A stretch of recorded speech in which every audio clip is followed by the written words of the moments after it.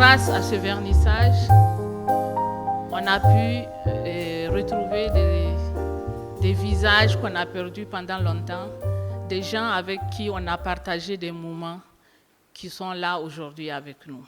Ce soir, nous allons parler de 2 œuvres et 4 pièces. Mais avant de parler de la pièce, nous allons à la découverte de l'auteur, qui est M.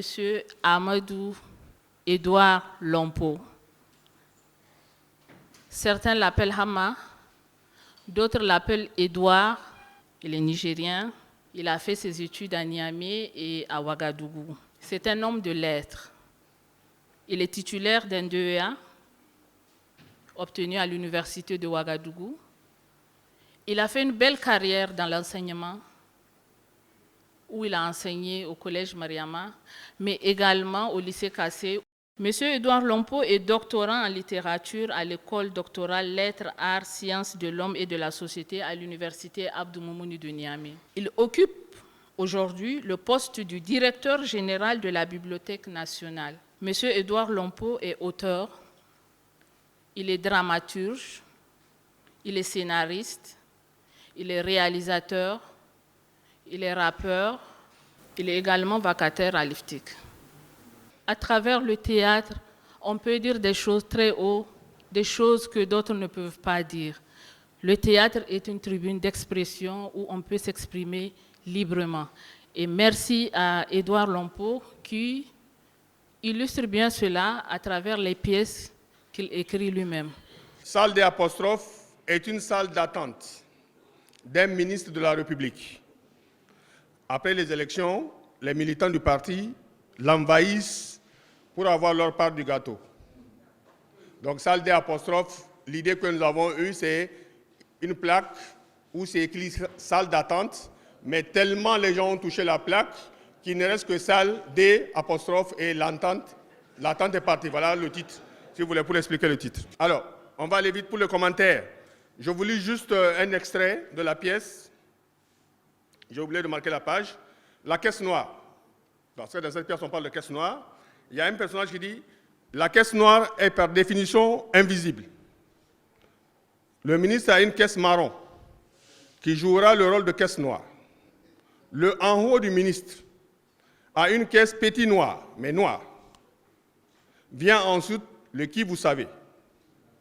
Sa caisse est le grand noir, ou caisse très noire, ou vraiment noire, ou caisse très très noire.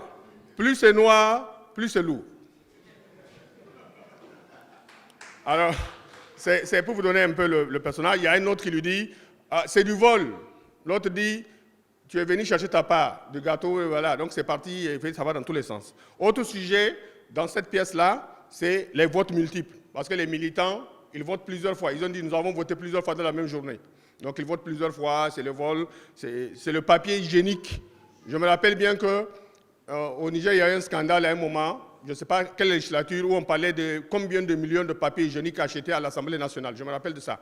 Donc, ce sont ces travers-là qu'on reprend et on en parle. Donc, c'est ça, en gros, la pièce salle des apostrophes. Dîner avec un quart de blanc, on va aller vite. Il y a eu le 1, il y a eu le 2. Alors, l'inspiration pour le dîner 1, c'était une nouvelle de Sénoufou Agbota Zensou. La nouvelle, c'est l'ami de celui qui vient après le directeur. Dans Le Fossoyeur, qui est un recueil de nouvelles, édité en 1993, il y avait plusieurs auteurs dedans. Donc nous, on s'est inspiré de cette nouvelle-là pour créer Dîner avec un quart de blanc 1. Alors la pièce, créée en 2003, voici le synopsis. Arbi est manœuvre spéciale depuis 20 ans. Depuis 20 ans, il compte sur son amitié avec l'ami de celui qui vient après le directeur, j'ai mis avec, pour avoir une promotion. Le premier jalon de cette ascension sociale passe par la réussite du dîner qu'il doit organiser avec l'aide de ses voisins. Donc, nous sommes dans un célibatorium. Le quart de blanc, rien que par le titre, c'est-à-dire que, pour comprendre, les blancs sont partis, donc les blancs c'est les 100%.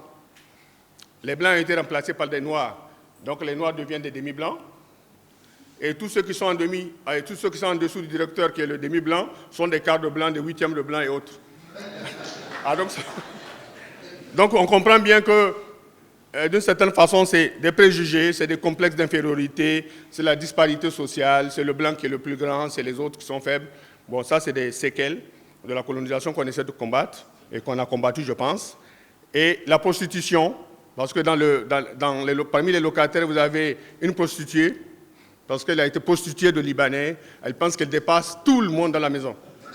Vous l'avez vu en train de se maquiller tout le temps, en train d'avoir cet air hautain.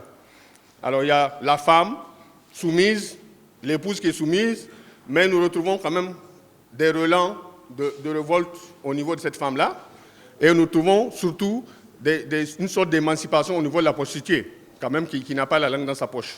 Donc en gros, voilà, pour dîner 1. J'écris ma tête et je laisse passer ce qui est convenu. Je baisse la tête et je garde intacte ma force. J'incline ma force face à face avec l'ordre de marcher dans le moule. J'incline la tête et laisse passer le temps qui ressuscite la mort.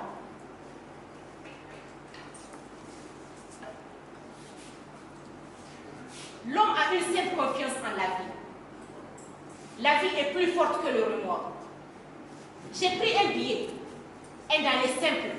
Ça ne m'étonne pas que M. Lompo soit à ce niveau aujourd'hui, parce que c'était un professeur responsable, dynamique et consensueux. Et je pense que vous avez contribué à l'édification d'une culture au nom du Niger et au nom de ce lycée-là. Bravo. Quand vous le suivez par rapport à ce qu'il fait, ça vous donne envie d'encourager les hommes de la culture et la culture.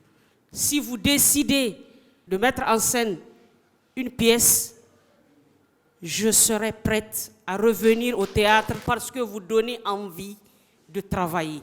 Félicitations et bon vent. Merci à M. Lompo, merci à toute l'équipe de la troupe Cassé. Ce fut de très beaux moments. Actuellement, ce sont les meilleurs moments de toute ma vie. J'ai passé un très bon moment au lycée et merci vraiment. Le renforcement de capacité, c'est M. Edouard Lompo.